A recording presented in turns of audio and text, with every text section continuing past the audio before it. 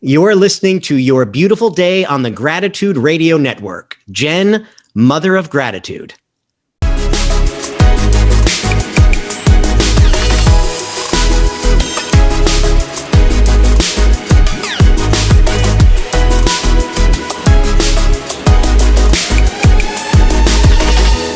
Welcome to Your Beautiful Day. I'm Jen Mogg, Mother of Gratitude, and I hope you are having a lot of gratitude in your life and you're having a beautiful day everywhere you go. And today we have with us Neil Haley. Hey, Neil. Hey, what's going on? Always excited to be chatting with you and such amazing guests always in the stories. And I have a male on, which I'm happy. I've had males on, but I have a male on that we're again with not dominated by females or a female topic. So I'm excited to chat with Mike about these two things. And it was a due time with some of the heartbreakers we've had the last month and a half. So I'm interested in this topic. But again, life after death kind of gets us going too. But we have two different things to talk about with our guest. We have so much to talk about with our guest. I absolutely adore him. And I think it's pretty cool. He's a fur father too. So that really fits me. I think that's awesome. Thank you, Mike. Mike is a guy that wanted to be in the big bright lights of Broadway, and he found his life in another part of that, and that was behind a bar, where not only did he find his life, he actually befriended what was end up being the President of the United States, and his life is amazing. This is No and back of me. We've done that, and so just keep going. It's good. So that's my kitten and another one. So welcome to the show, Mike. Welcome, and welcome to the to Kitten Central over at my house. Hi, hello to you and your cats. Thanks so much for having me. This is great. So, Mike, we're going to go to the story really. I just want to know a little bit about your background, as it's interesting with the cats in the background. But we had to have some props. But kind of tell us specifically your background before we get into the story of the Hamilton. Sure. Bartending thing and that book, and then we might get to the other book. It just all depends, or have a part two. But go ahead. Sure. Yeah. First of all, the number one rule is to never perform with animals. So I'm hesitant to go forward here with all of these beautiful, adorable kittens in the background, but I'll try. I grew up loving science, which comes into play in the second book, but I thought I was going to be a high school science teacher. Meanwhile, I was also studying theater in college, as sort of a minor. I ended up majoring in acting and then getting an MFA in acting as well. So I spent, 8 years of higher education learning how to act. And then I moved to New York City, planning on becoming quite famous. I was sure with my MFA in hand, I was going to do very well, and it would only be a short amount of time before my career took off. And I took a job bartending as a day job at a Broadway theater, which I figured I'd have just for a short time. And then I feel like I blinked and it was 14 years later and I was still behind that bar. My life, things did not go entirely as I had imagined when I was back on the college stage, when I was a big fish in a very small pond at a very small college up in New England. But that said, I would not have changed a single thing. As I sit here today, I wouldn't have changed a single thing about how things have gone. That is so cool. And your bar is called Hamilton. Well, Hamilton is the show. It's I work at the theater where Hamilton, an American musical, performs on Broadway. So yeah, my job is I work for the Nederlander theaters. We have 8 different theaters on Broadway, and the one that I'm the bar manager for the Richard Rodgers Theater, which is where Hamilton performs. That is so cool. So we had to kind of, a lot of ways, Mike, you had to kind of take a back seat, which you had dreams of something else, but it ended up working out for you in so many ways. Yes. Yeah. I mean, and that was, part of what the book is about is accepting what was happening in my life, and you know, because at first it was difficult, obviously, to watch so many people who were living out the dream that I'd had, and to be so close to that. Every day I'm watching these amazing performers live out my dreams, and that was hard for a while, certainly, you know, to be sort of that close to it.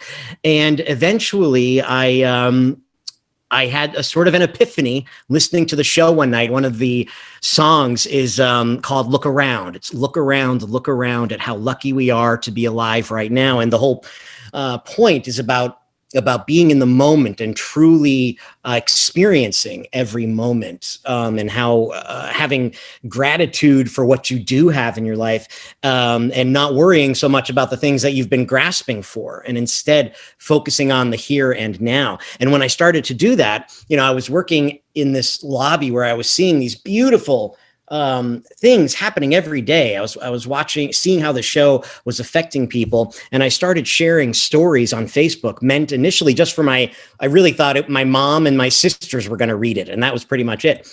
And then they started to get shared more and more widely, and eventually they went a bit viral. And so that's how the book came to be. It's a collection of these stories that people started to want to have published.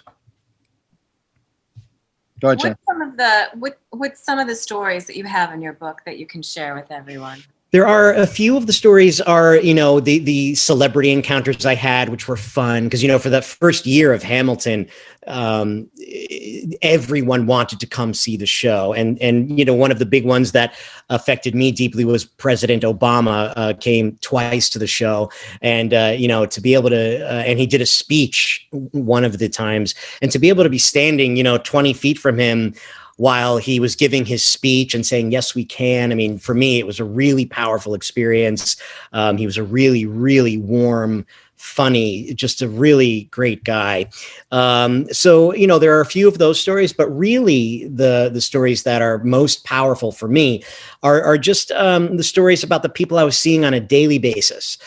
Just like, for instance, one quick one, there was a young lady who was blind. She was probably in her mid-teens, I'm guessing, and her parents hadn't told her yet where they were. They were surprising her. So they're in the lobby, and then they told her, we're at Hamilton. And this girl, her knees buckled, and she began to sob, and she fell into her mom's arms. You know, and this makes me emotional to think about now. I was like done for the rest of the day after seeing this, but that's how thrilled, how grateful, how moved she was to be where I work every single day. So there are a lot of stories like that, just about the beautiful experiences I was honored to witness that people were having there in the lobby. That is awesome. And that just makes you grateful to be there every day after day after day, just to enjoy it and soak it up. Absolutely. Yeah. You know, the Hamilton does a lot of work with the Make-A-Wish Foundation, for instance, too. So, you know, we have these kids who are fighting these very difficult medical battles. And they're given a wish. They can basically do almost anything they want.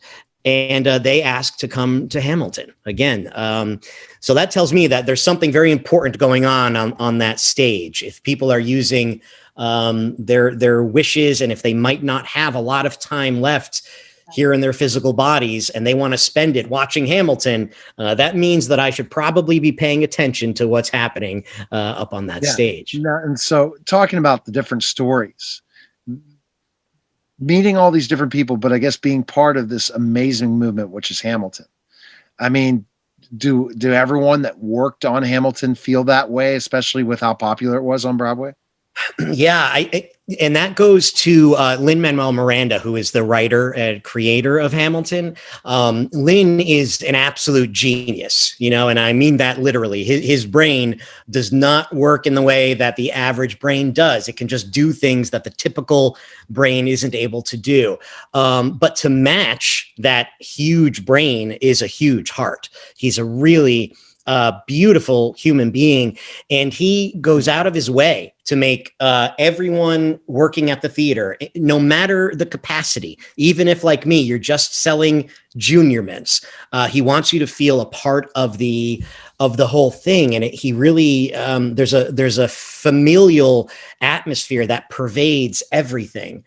Because of him. It starts with him. You know, the day I've worked on Broadway now for 14 years, and I've never seen this before. The day after the Tonys, Lynn brought his 2 personal Tonys into the theater, and he set them on my bar, and he said, I just want to leave these here in case anybody, you know, wants to take photos with them. And then he sat them there and walked away and left me with these 2 Tony Awards, so that the house staff could take pictures. No one has ever done that before, that since I've been working there. So yeah, everyone really does. You do feel like you're a part of this team, and a part of this incredible, what became a juggernaut, you know.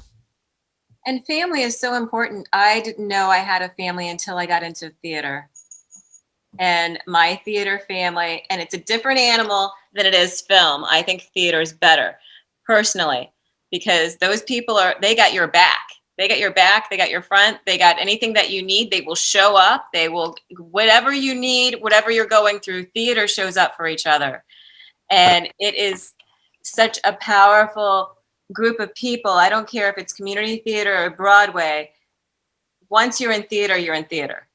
Yeah. I mean, I wrote about that exact thing in the book when I was in high school, finding the theater kids.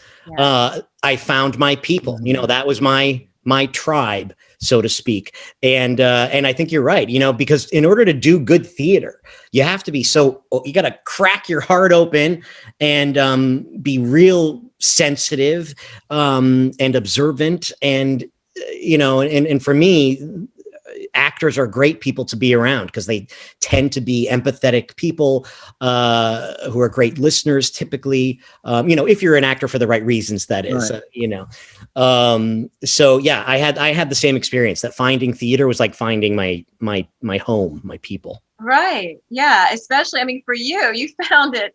You didn't get to go inside to be on the stage, but you got the next best thing. You get to be everybody's best friend, man. I mean, how cool is that? Yeah. Yeah. I mean, a life in the theater in some ways is a life in the theater, I have found, because I still do acting, you know, from time to time. I do work at regional theaters, you know, mostly like Shakespeare. But yeah, just being in a theater, being a part of a theater in any way for me is a great way to spend your time.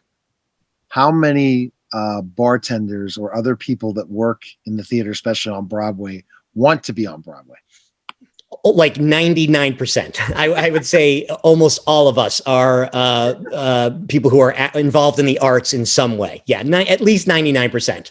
So the job market's hard to get a job in those because there's so many people that understand theater to get hired. Yeah. I mean, I got so lucky getting this job because the other thing is once people get it, they tend to keep it forever. You know, they don't give the job up because, you know, they're so flexible because they understand that most of us are actors. So before Hamilton, which has kind of taken over my life, but for the first 12 years that I was working there, they would let me leave for 3 months at a time to go do an acting contract at a theater and then know that I had a job to come back to. So to have that sort of job security and be able to still be an actor is very rare. You know, most actors in New York are working so many hours a week doing service jobs or whatever, just so they can pay for their headshots and things.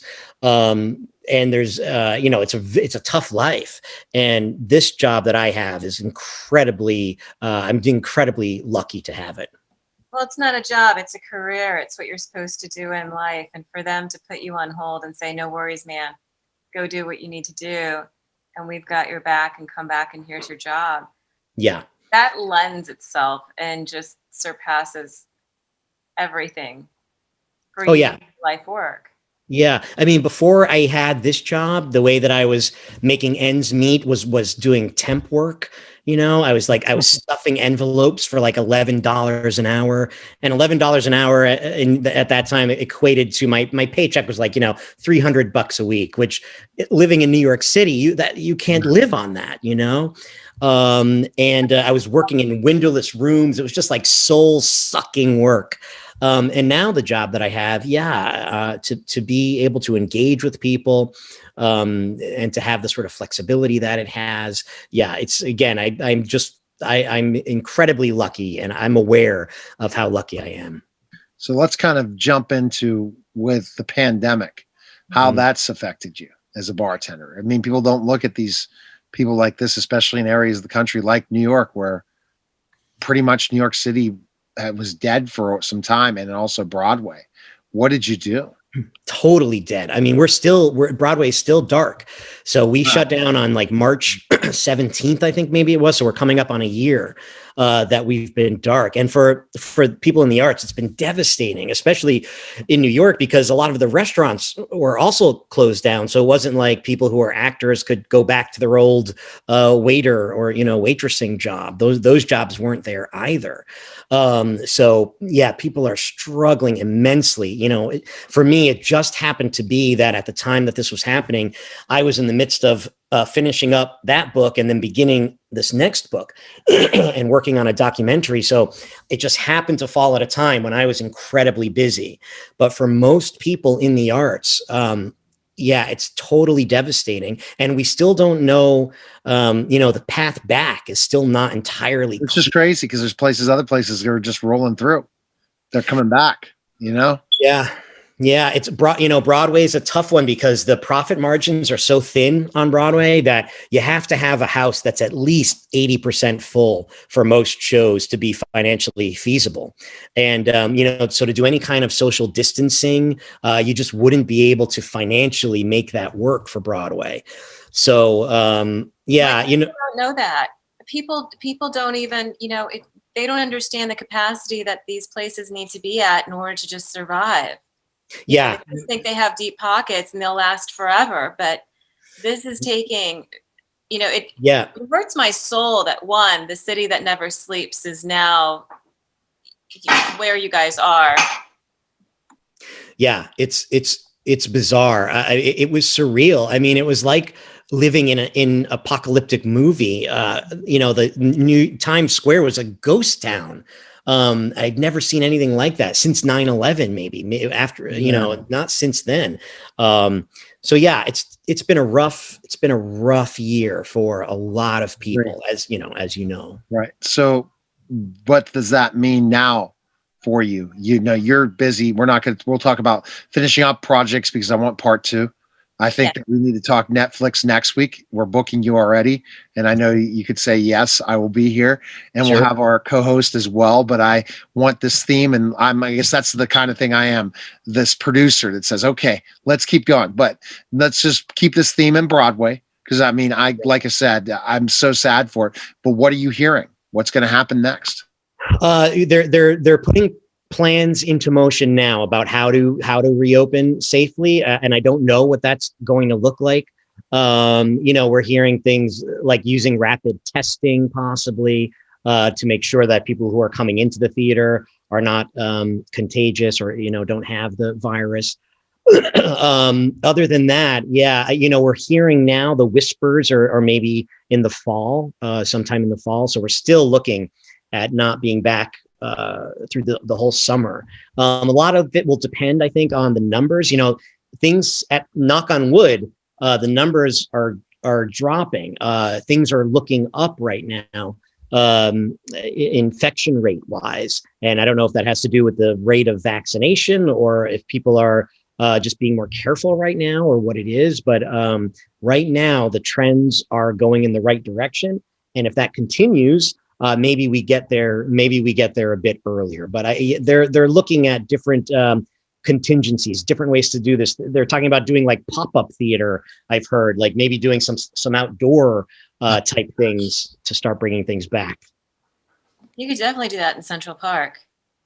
Oh yeah, totally. I mean, we have Perfect. Yeah, I mean, there's Shakespeare in the Park. There's already a great theater there, but yeah, you've got tons of space. They're going to figure it out because right now, like you said, people have the notion that Broadway is this very successful thing, and it is, but only for a small percentage of shows. That's the thing. Most shows fail. Most shows don't make it on Broadway because the profit margins are so thin. So there are a lot of shows that probably won't be coming back, unfortunately. Oh, God. Well, what about, I know I don't want to speak out of terms, but what about having those lights that we're starting to see now that can kill the virus? That they're putting them in places around Tampa. They're putting them in Florida. Oh. UV, and it works. It's been done. But the problem is it's the liability, Jen. You can't take a chance if someone gets infected with the virus. That's why they're going to make it mandatory that you're going to have the vaccine because of liabilities of people coming in with lawsuits. Right. We got to figure out a way out of this creatively. And I think it's going to be creative people that are going to be pushing it forward. There will. There will be an answer. It will come back. I have no doubt about that. People are talking about it now. It will happen. It might take a bit of time, but these are incredibly creative people, and they've been pent up for a year now, and they can't wait to explode with creativity. You can't wait to be back bartending? Oh my God, I can't tell you how much I can't wait. It's me and my cats are all that I talk to. And they are tired of me at this point. I cannot wait to get back to Broadway. Yeah. It's going to be. How many cats do you have? I'm sorry, I have to get. How many cats do you have? Just 2. So I hope that's not to the point of crazy cat man yet. I hope 2 is an okay number. What are their names? Belle and Socks. Maybe you can help me with mine. I still don't know their name. You'll figure it out. Okay, so now ask Jen that gratitude moment. Sorry? You mean Jen's going to ask that gratitude moment, Jen. Oh. Good. Not about your cats, but... Not about our cats. Our cats are a gratitude moment, definitely. So during the pandemic, did you have a moment that you would consider was a pivoting moment of gratitude? Oh yeah. Well, I've had lots. It's really made quite clear how desperately we need each other, and my gratitude for my friends and my family. It's so easy to take things for granted, right? Which is just a part of being a human. And this has really put into very stark perspective how lucky I am to have love in my life, to have people that I love. The pandemic has definitely made me a more grateful person, I think, just kind of in general, like right now, I used to be annoyed, for instance, like maybe if I had forgotten to get butter and I had to go to get butter or something on a Sunday morning to put on my toast. Now, if I have to drive to the grocery store to get butter, I'm like, oh my God, this is so great. I'm going to see some people out at that grocery store. I'm going to take my time. I'm going to talk to everybody in that butter aisle. This is going to be great. So, I feel definite gratitude for sure. Well, we can't wait for you to get back to work and everybody to get back on point in New York City, and especially for Hamilton. We just wish you the best luck in the world, and thank you so much for being on our show. Where can they find your information? MikeAnthony.com has all of the everything that I'm doing. MikeAnthony.com. And we're at part 2 next week, and part 2 is going to go into the book in Netflix. So that's going to be quite interesting for sure. And Jen, go ahead and send us away. Don't worry, we're not seeing that. So just I'm laughing that. Guess what? That's a viral moment. So go ahead and send us off. Thank you. Well, from one cat family to another, we thank you for being on our show. Life of Hamilton is currently available on Amazon for $16.99 and sits at #1 on Broadway and music release section. We're going to be talking to him next week about his Netflix documentary coming out in January 2021. And we've been listening to Mike Anthony, who is a wonderful bartender. Hamilton. It's not Hamilton, but it's It is at Hamilton. Yeah. Yeah. I'm an average bartender at an amazing show. No, yeah. So appreciate it. That was just so great. Yes, I want to drink. After Okay, the show. Jen is going to have her drink after she says this her favorite line. Go ahead. Oh, thank you. Thank you all for listening with us today. Thank you, Neil, for being on the show. And Mike, we appreciate you so much. Wherever you go, bring gratitude with you. And remember, you're blessed, you're loved, you're sacred. I love you. Mwah. Have a beautiful day. Bye.